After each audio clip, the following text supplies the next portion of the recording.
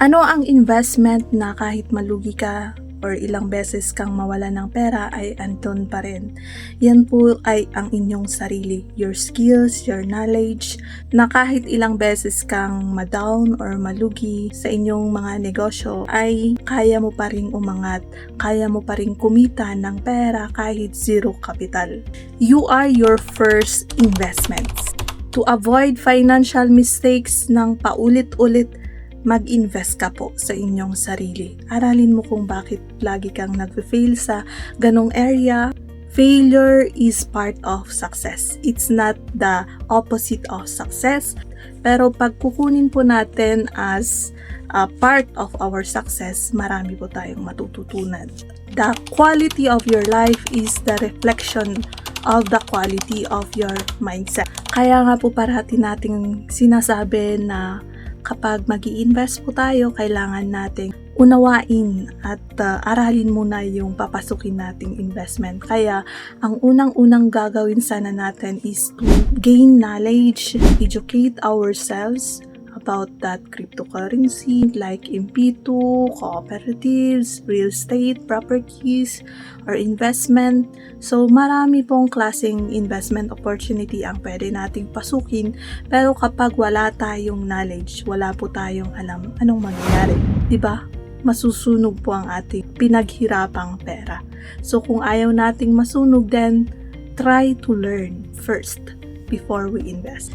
Money will be anything you want it to be. Meaning money comes from our minds, our thoughts.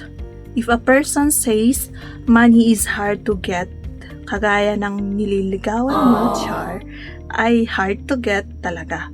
If someone says hindi talaga ako magiging mayaman, then hindi talaga.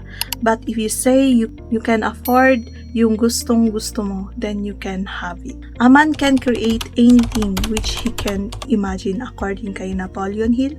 Since money is only an idea, if your idea is that there is not enough money, then that is what your reality will be. You cannot change your outside reality if you do not change your inside reality. According po kay Robert Kiyosaki, if you are stuck in 20,000, 30,000 na sahod, at pinaniwalaan mo yun na hanggang doon lang talaga ang kikitain mo, yun lang po talaga ang kikitain mo. Pero kapag pinaniwalaan po natin na kaya nating kumita more than 20,000, 30,000, kahit employee po tayo, ay pwede pa rin nating ma-achieve yun kapag yun po ang pinaniwalaan natin. Kaya nga po, even in the Bible says, believe and you'll receive. If you really want to become better, to have that better result, start by investing in yourself. Start by becoming better. That means shifting your thinking from negative to positive, improving your skills, increasing your value,